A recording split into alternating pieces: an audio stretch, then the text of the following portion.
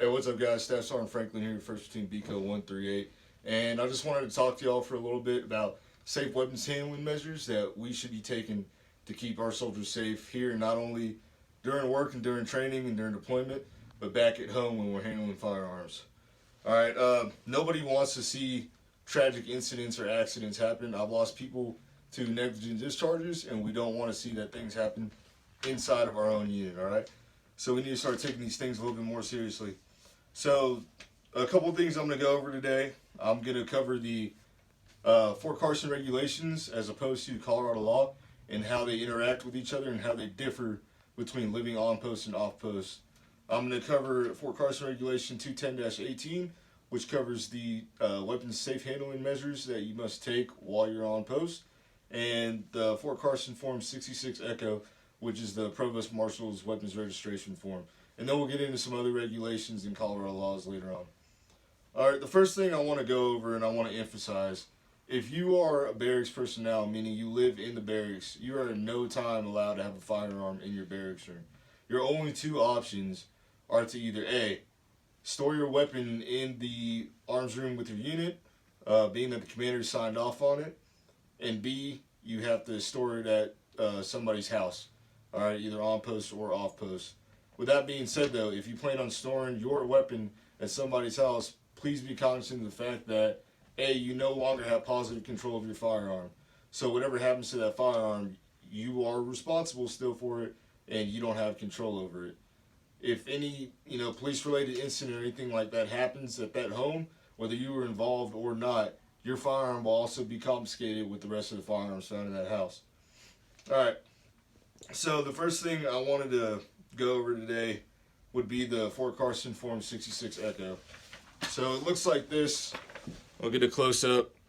You can pick these forms up either at the Provost Marshal's office or your training room should have copies of them for you. So with the Form 66 Echo, it basically just gives you your admin data, so your social security number, name, number, all that stuff, and then the social security number, the make and model of your firearm. Okay, you could add up to 4 firearms on this sheet, and you have to get more the more weapons you have. Alright, this is the only way you can travel with the firearm on Fort Carson. Alright, you have 7 days between buying the firearm and having it registered on post. Now note, that doesn't mean you can drive around with your firearm for that first week on post. That means that you have to have it stored, take it directly to the Provost Marshal's office, and get it registered. You don't have to take it, but you do have to make sure you have the serial number so you can register it. Alright, it usually takes from 2 to 3 days, upwards of 2 weeks, just depending on how many registration forms they have. Alright, so with that being said, these registration forms, if your staff sergeant below, have to be signed by your commander. So the next thing I want to go into is the Colorado law versus the Fort Carson regulations. So under regulation 210-18, if you have a firearm stored on post in your military housing, it has to be stored in a locked method or a closed method. Meaning I can have it in a soft case like such, as long as it's zipped up and away from the reach of children, or a hard case.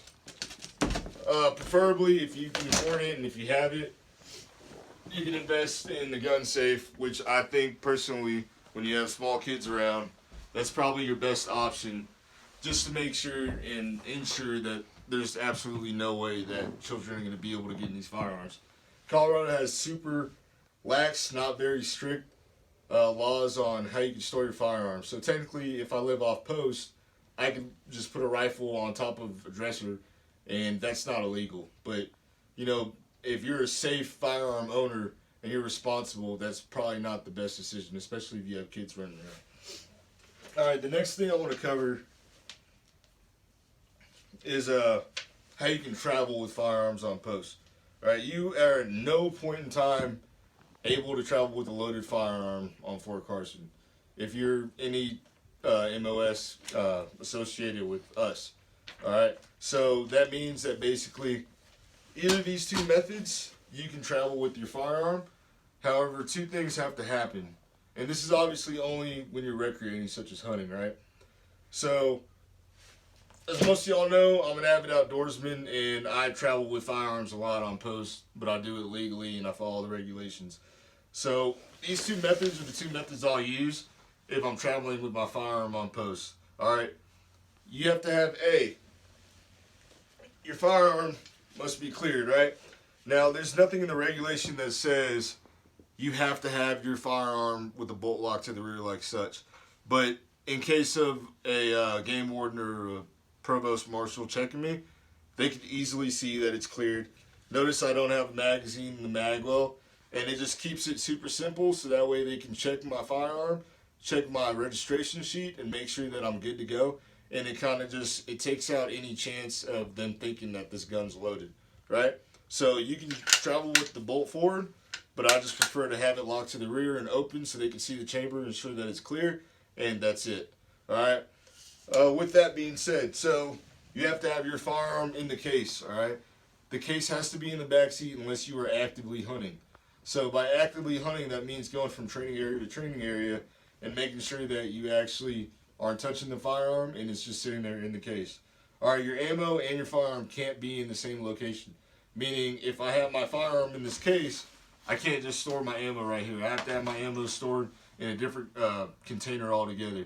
And thirdly, my registration form. So when you turn this in and you get your guns registered, you'll get it back and it'll have a provost marshal stamp on it, all right? That's what the game warden or the MP will check when they pull you over to check your firearms, all right? So this has to be with the case with the firearm, all right? It needs to be literally right on top of it.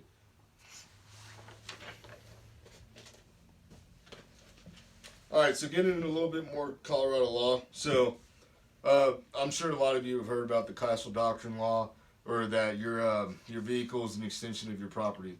It's true, all right? You can drive with a loaded gun in Colorado, a loaded pistol, all right? You can't drive with a loaded rifle or anything crazy like that. However, be conscious of the fact that if you're driving around, Colorado Springs with your concealed carry or your open carry, and now you're getting ready to drive on post, you're now driving illegally because you're not allowed to have firearms loaded on post. All right? And they can't just be out like in a holster. They have to be locked up in the case. So just remember that when you're driving on and off post. Sometimes it's just better just not to bring your gun out altogether. All right. Next thing I want to cover. So Title 33 under Colorado law. So it's unlawful for a person to carry a firearm other than a pistol in a vehicle. So just like I said, you can't travel with a loaded AR. Guys that like truck guns, that's not a thing here. So just to keep yourself safe, like I know there's such thing as AR pistols and stuff like that. Just if it's a pistol, you're good. If it's not a pistol, you're not good. Don't chance it.